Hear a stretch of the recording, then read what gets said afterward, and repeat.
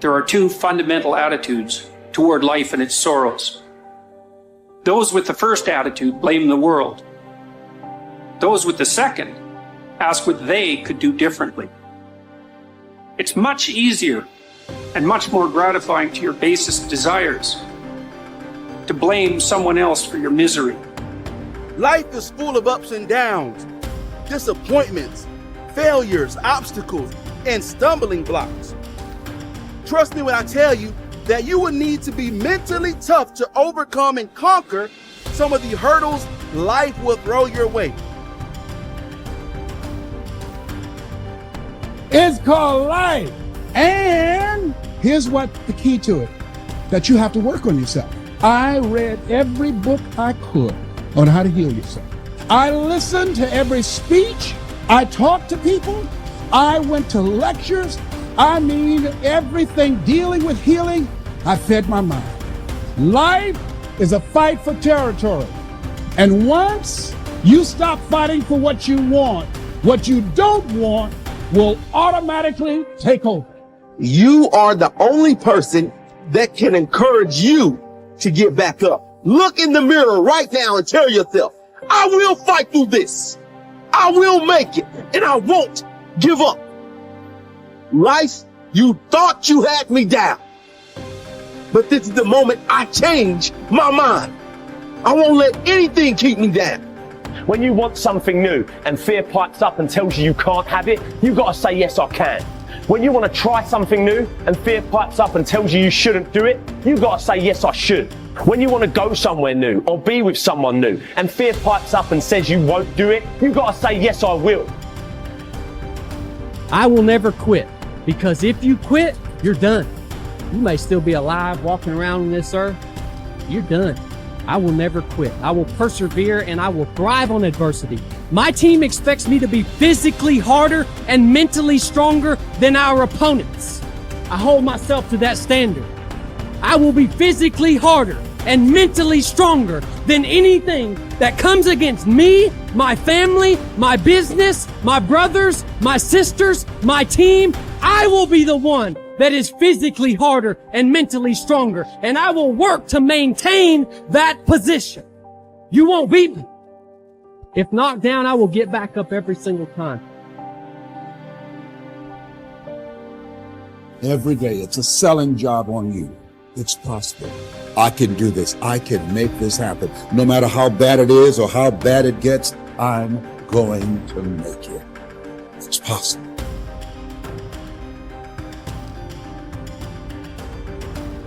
Yo, we all are great. We all should think that we're great. There's no reason for you to not think that you're great. If you don't think you're great, ask yourself why. Why don't you think the highest of yourself? When you do, people have no choice but to follow suit. You have no choice but to follow suit. Well, a lot of people, they base it on their past. They base it on the life that they've experienced up until this moment. Makes you better. Yeah, it does make you better. Makes you better, makes you smarter.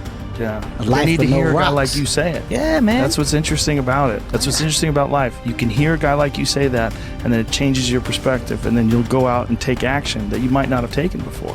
I got a 585 on my SAT, Confessions. They give you 400 for putting your name on the paper. It's a true story. I guessed ABACADA. I did abacadabra all the way down. True story. Swear to God. Hand on my mother's grave. ABACADA. All the way down. I didn't care because it was a class trip that same day. I wanted to go Great Adventure. I was told that not taking my SAT seriously would prohibit me from furthering myself in life. That's what I was told. At the moment, I said, that maybe I should have applied myself. Maybe I should have did different. When I saw all my friends get their test scores back and they were ecstatic. 800s, 900s, 960s. Everybody's going to college. I felt like the biggest idiot in the world. The biggest idiot in the world. Because the same people that I went and rushed to go to Great Adventure with, they had taken the SAT the week before. They already got their work done. They did everything they were supposed to do. So that moment of fun was real fun for them. I was the only dumbass that didn't prioritize and take care of my shit. So I'm the only one going to community college. Everybody else off to Villanova, Temple University, Drexel University. God damn. I just got left behind. Why didn't y'all tell me that y'all did it the week before? How come y'all ain't tell me that we was serious about the college? Y'all ain't tell me y'all was trying to go to Temple or Drexel? Oh, wait. It's because my life isn't their life. They're focused on themselves. Wow, they're doing what they're supposed to do. Hey, Jack. Go sit by yourself and figure it out, because this is where you should be. Lesson learned. Any opportunity given should be taken serious from this point. Because if not, you can find yourself feeling just like this. I try to get down on myself at the moment. I learn from it. Now, if I gotta take a goddamn test, you best believe I'm studying for that test, because I don't want the feeling like I'm the guy that didn't prepare.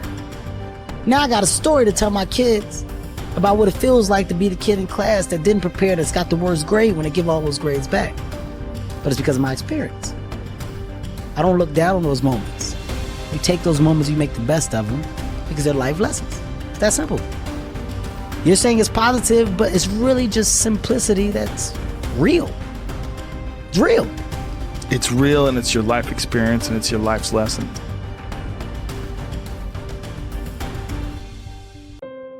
It's unbelievable how little genuine encouragement many people need, and how they had none. No one ever said to them and meant it. It's not okay for you to be a weak loser. It's not okay. And the reason it's not okay is because you could be way more than that. And it's a crime, an ethical crime, for you to allow all that necessary potential to go to waste. It hurts you, it hurts your family, it hurts the world. Really, really, it does. And people think, oh, okay, I get it. And they do get it, because they know. If you want to know something about yourself, sit on your bed one night and say to yourself, you got to mean this. Like, you got to be desperate. This is no game, this. It's like, my life is not everything I want it to be, and perhaps it's not everything that I need it to be. And by need, I mean my life is so unbearable that the suffering that's attendant upon that is make me nihilistic, cynical, bitter, resentful, homicidal, genocidal, unable to have a good relationship, prone to punish people for their virtues because of my jealousy, driving the proclivity to see evil everywhere except within my own heart. Like, these are problems, man. And you ask yourself, you sit on your bed and say, okay, man, I'm ready to learn something. Like, what's one thing I'm doing wrong that I know I'm doing wrong, that I could fix, that I would fix? It's like, you meditate on that, you'll get an answer. And it won't be one you want, but it'll be the necessary one. You know, and it's often something that will point you to small things. So Carl Jung said, people in the modern world don't see God because they don't look low enough. And so imagine you're in your messy bedroom, you know, and you're sitting on the edge of the bed trying to have an honest dialogue with yourself. And the little voice says, you know, it's pretty disgusting in here. And you think, well, I'm way above such trivial niceties as organizing my room. Well, that's pride. That's arrogance. If you're above organizing what's actually yours, how in the world are you ever going to organize anything else? And so you get on your knees and you think, well, it's time to, you know, take a brush to the toilet. And maybe that's where you start.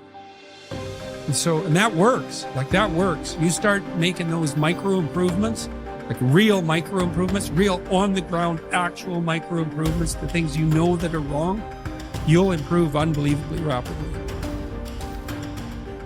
What's really interesting is self-value, real self-worth comes from doing hard things.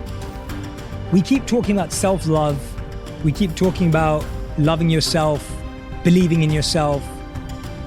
That happens naturally when you go through something difficult. Everyone who's listening right now, I guarantee you, has been through something difficult. Maybe they lost a friend. Maybe they've been through cancer. Maybe they lost their job and had to rebuild. Maybe they completely got destroyed during the pandemic and had to figure everything out with their health. The point is, we've all done hard things, and self-worth and self-value comes from recognizing the hardship you've been through and the growth that you made during that time. Now, if you're someone who's listening and saying, Jay, well, I'm not sure I've been through anything that challenging, well, that's your challenge. Go and figure out what it is that you want to do that's hard. Is it developing a new skill? Is it getting a qualification? Is it starting that business or dream that you've always wanted to do? What's that difficult thing you're going to do on your own, with your friends, with the support of whoever's around you, but not with the crutch or the handicap of a partner? What are you going to build as a skill, as a tool, as a value yourself that's going to make you say, I've done something? And that's the beginning of it. The beginning is, I've done something and I did that and I can do that.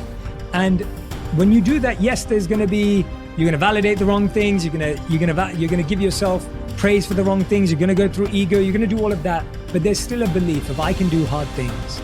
I can do hard things by myself. And I know what value I bring to a relationship. Most people don't want to be really wealthy. What they do want is they don't want to have any financial concerns. If they want to buy a new suit, they can go and get one. If they want to take a trip, they can take the trip. If they want a new car, they can get the new car. They don't want to just run out and spend or buy. They don't want to have any financial concerns. 2, they want to wake up in the morning excited about how they're going to spend their day. And the 3rd, they want to mix with people who are upbeat and creatively productive. These are the 3 things that people really want.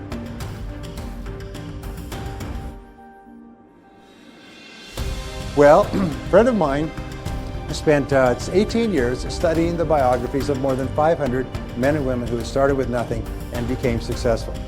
And he was looking for the common denominator of success, and he found it. He found that every single one of these people throughout their lives absolutely believed that they were going to be a big success.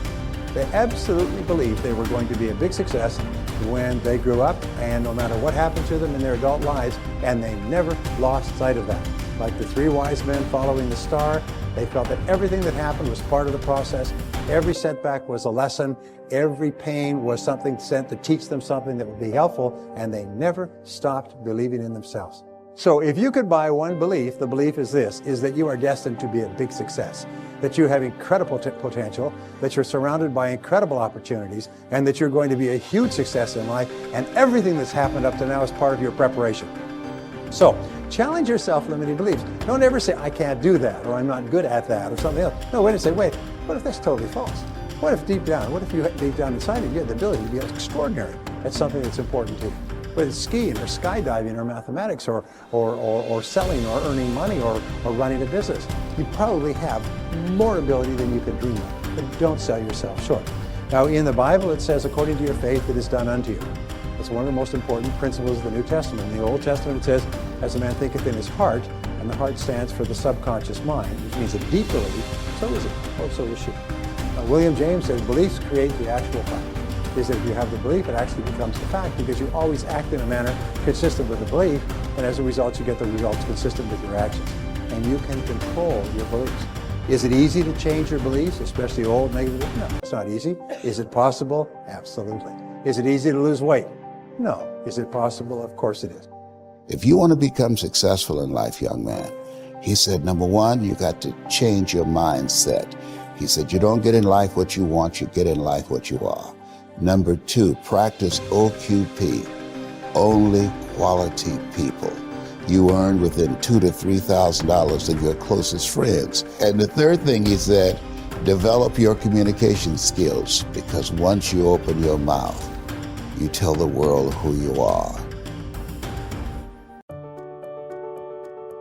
It's virtually impossible to sustain the virtues for very long from the old state of consciousness, because the old state of consciousness is dominated by ego.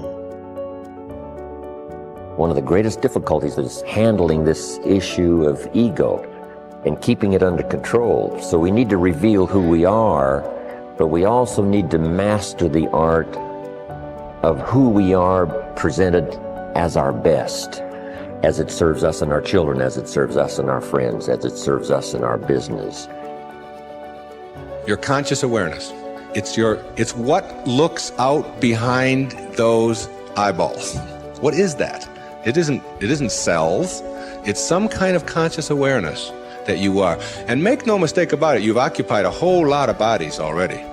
If 99% of who you are, you can't touch and you can't feel and you can't smell, then what is it? Who is it? Where are you? What is this thing called your essence or who you are? And where does it go? As scientists delve deeper into the nature of what causes things to be as they are, they find themselves immersed in an unseen world of infinite intelligence, acting in a lawful and purposeful manner. What we encounter in the physical world appears to be but a manifestation of invisible cause. The kingdom of heaven, which I translated, as you may remember, as the dimension of formlessness or the dimension of spaciousness, is within you. And there's only one thing that matters, and that is to find within you that dimension of consciousness and then live from that dimension of consciousness. But it is a constant and it never ends. But if we can make a personal appeal to ourselves, I want to constantly work on developing the positive side of my nature and do my best to suppress that darker side that would not allow me to be most of what I can possibly be. I think that's what's important. Of course, it is better that somebody should at least attempt to cultivate the various virtues. To cultivate this, it's a wonderful intention, and it's better than not trying to cultivate it, but ultimately you won't really succeed unless there's a shift in consciousness in you that is primary. Make sure what you do is the product of your own conclusion, not to do what someone else says. Take what someone else says, process it, think about it, ponder it. If it makes you wonder, if it makes you think, then it's valuable. Then when you go take action, make sure that the action is not what somebody told you to do. Make sure the action is the product of your own conclusion. A lot of people say, I want to quieten my mind, and then they struggle in meditation, but trying to quieten the mind is a thought, so it's also the mind. So you can't use the mind to quieten the mind, right? All you have to do is ask yourself, what am I aware of right now? And then favor the awareness instead of the experience, because the experience is a projection of the mind. Awareness is independent. Awareness is infinite possibilities. It's limitless. It's beyond imagination. It's infinite. It's the real you that recycles as body-mind. People talk about reincarnation, but reincarnation is happening every second. Every thought that you have is a reincarnated thought. Every perception that you have is actually a recycled perception. We just get bamboozled as soon as we're given a name. So, I was given a name, Deepak Chopra. Now, that is a symbol of who I am. It's not who I am. But, if you repeat somebody's name enough, you're David, you're David, you're David, then the poor kid is screwed because he thinks he's David, when in fact he's the infinite being with a name called David. So, you're not your name. Your name is a symbol of who you are. If I'm looking at a menu in a book, and all these beautiful dishes are there, I can't eat the menu, okay? So we use words as symbols, and of course, spiritual literature says first there was the Word, and the Word was with God, and God, became the Word or whatever. There's some truth in that. As soon as you use words, you create form. So if I asked you, what is this? You'd say it's a book, but actually it's a color. It's a shape. It's a form. If a baby was looking at this book, it would be squiggles, shapes, forms, and colors. No idea that this is a book and the baby is called David. No idea. It's a joyful experience because the baby would see this and everything else as itself and would fall, in fact, is in love with existence. All you have to look at is a baby.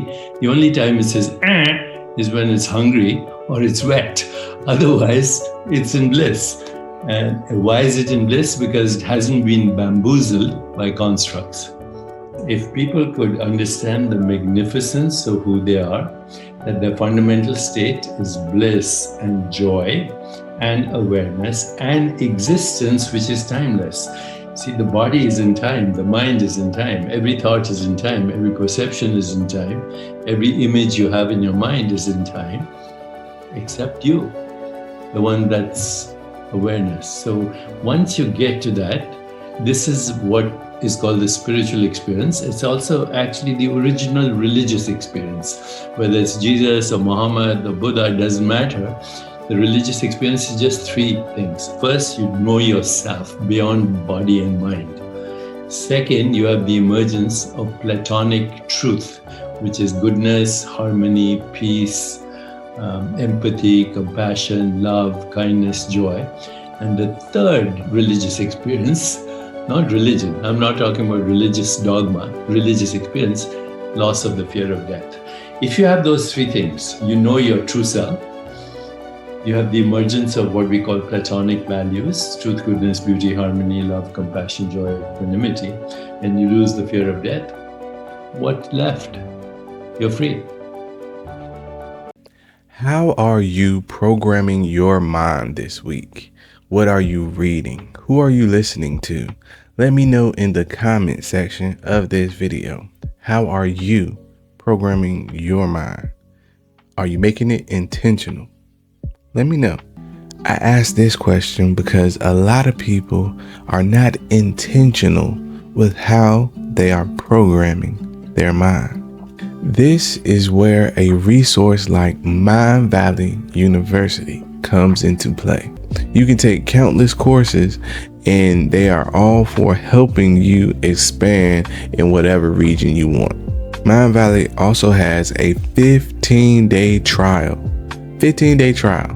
So if you don't like Mind Valley, after 15 days, you get your money back. So you could just dive into Mind Valley, see what it offers, do whatever courses that you want to do. And, if you don't like it, get your money back.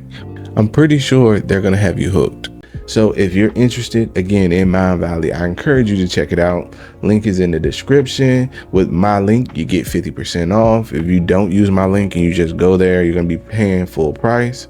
So again, make sure you check it out and come back to check me out so we can talk about it more. And remember to program your own mind. Peace. The insecure person has a compulsive need for order and stability and goes to great lengths to avoid the strange and the unexpected. The healthy person also seeks order and stability, but it is not the life or death necessity that it is for the neurotic. The mature person also has an interest in the new and the mysterious. You cannot just exist in this life. You have got to try to live. If you're waking up thinking that it's got to be more to your life than it is, man, believe that it is. Believe in your heart of hearts that it is. But to get to that life, you're going to have to jump. At one point in time, you ought to see what living's like. But the only way to see what living like, you got to jump. And here's the problem. We'll just be real with you. When you first jump, let me tell you something. Your parachute will not open right away. I'm sorry. I wish I could tell you it did, but it don't. When you jump, it's not going to open right away. You're going to hit them rocks. You're going to get some skin tore off on them cliffs. You're going to get some cuts on you. You're going to be bleeding pretty bad. But eventually, the parachute has to open. What happens is that life, like a tornado, spins us around with all of the different obligations and belief systems, ideas, demands that the world places on us. and we get lost in it. Just like you could imagine if you got picked up by a tornado. What I'm asking you to do is to learn how to step out of the tornado. And as Alice Walker said, the most common way people give up their power is by thinking they don't have any. People lose sight of the fact that we always get a choice. No matter what happens in your life, the one thing that you get to choose at all times is the meaning that you ascribe to it. No one can take that away. And as you begin to discover the truth of who you are, whatever challenge that you're facing in life, and if you're living, you're facing some challenge, you'll begin to know that you're powerful and that you're a miracle maker. Close the door to these destructive, limiting, defeating thoughts. But sometimes we believe them so long, they become a part of who we are. Imagine fear, worry, doubt, insecurity living in your house, dragging you down, stealing your joy, taking your peace. That may be the way it's been, but this is going to be a new day. It's time to do some house cleaning. You need to evict some tenants that have been living in your mind. Would you agree that positive thinking won't let you do anything, but it will let you do everything better than negative thinking will? Positive thinking will permit you to use the qualities which you have. And when you use the qualities which you have, my friend, you can get the things in life that you really want. People resist change because of tradition. Cambridge University professor F.M. Cornford said, "Nothing is ever done until everyone is convinced that it ought to be done, and has been convinced for so long that it is now time to do something else." Many people cling to tradition. The assumption is that if something is tradition, it must be a better way. But that's not necessarily so. Here's a riddle that shows what I mean. How many traditionalists does it take to change a light bulb? The answer is 4. 1 to change it, and 3 to talk about how wonderful the old bulb was. If a tradition connects you to other people or to your personal history, it can be a good thing. If it doesn't, then it may be time to try something else. Preparation points for successful change. The keys to dealing with change successfully are having a good attitude toward it and being prepared to meet it. The following ideas can help you to do those things. 1. Change will happen whether you like it or not.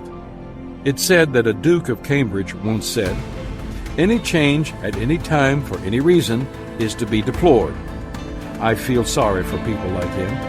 They have a hard time dealing with reality and experience a difficult life.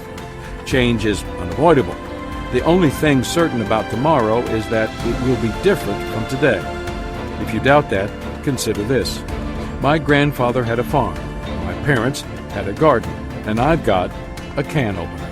It's a different world than it was 20 years ago, and it will be different in another 20.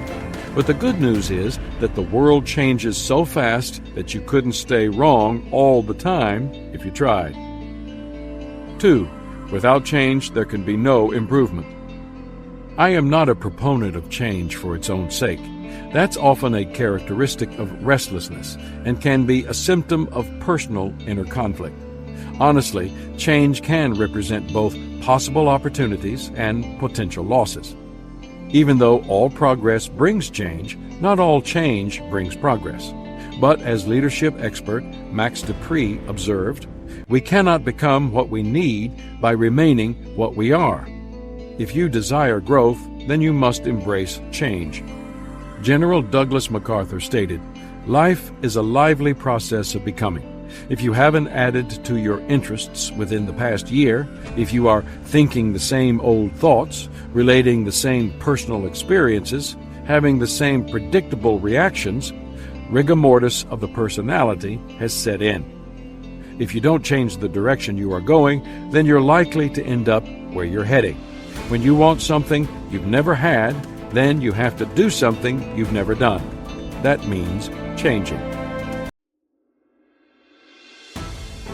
when we tackle obstacles, when we face adversity and conflict. It is only then that we find hidden reserves of courage and resilience we didn't even know we had. The future is hinged on your resiliency. So our wounds become wisdom because our perspective. We have a new program. It's called resiliency. What can I accomplish in the rain? Who can I become in the rain? What can I build? Under these conditions, resilience is based on compassion for ourselves as well as compassion for others. So I need you to realize that there will be bad days. There will be times that you feel like you have no earthly idea what your teacher or professor is talking about. But what you will never ever do is throw a pity party. What you will never ever do is tap out. What you will never ever do is concede and throw in the towel. And if everything you listen to goes over your head, you are going to miss your moment and stay living in the midst of the madness. The madness of impossibility, the lie. Somebody lied to you and told you that it was impossible. Because understanding the power and the difference between what is impossible and what is possible, it all comes back to your perspective and your capacity. See, your life is one big sum average of the thoughts that you consistently hold in your mind. Your actions, your outcomes, your life is just one great mirror reflecting back to the world what you're thinking on the inside.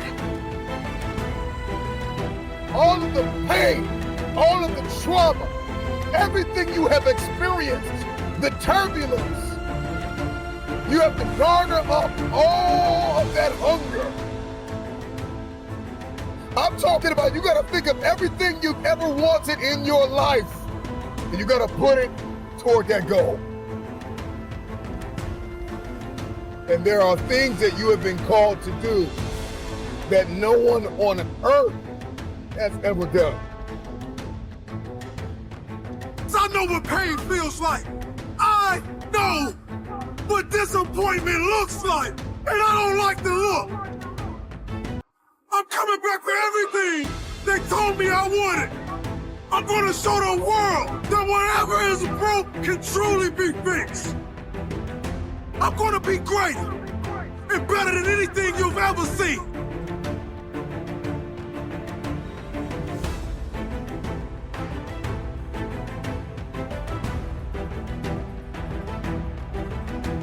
Make a commitment to pay the price for change. American dramatist and screenwriter Sidney Howard remarked, "One half of knowing what you want is knowing what you must give up before you get it." Change always costs you something, if not monetarily, then in time, energy, and creativity. In fact, if change doesn't cost you anything, then it isn't real change. As you consider how to make the changes needed to improve and grow, it is important to measure the cost of change compared to the cost of the status quo. You have to do your homework. That often makes the difference between change equals growth and change equals grief. What will the changes you desire really cost you? Management expert Tom Peters gives a perspective on this. He suggests, don't rock the boat, sink it, and start over. If you desire to be creative and do something really innovative, that's sometimes what it takes. You must destroy the old to create something new. You cannot allow yourself to be paralyzed by the idea of change. 4. Change must happen within you before it can happen around you. I love the Peanuts comic strip by Charles Schulz, in which Lucy says to Charlie Brown, "I would like to change the world." "Where would you start?" Charlie Brown asks her. Lucy's simple reply, "I would start with you." I hate to say it, but our attitude is probably a lot more like Lucy's than we would want to admit. If we don't like something, we desire change for everyone other than us. We are resistant to change. Novelist Frances Hodgson Burnett wrote, At first, people refuse to believe that a strange new thing can be done, and then they begin to hope it can be done. Then they see it can be done. Then it is done, and all the world wonders why it was not done centuries ago.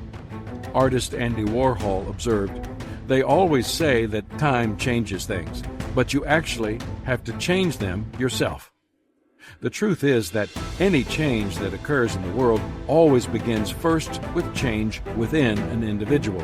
That's why playwright George Bernard Shaw said, "Progress is impossible without change, and those who cannot change their minds cannot change anything."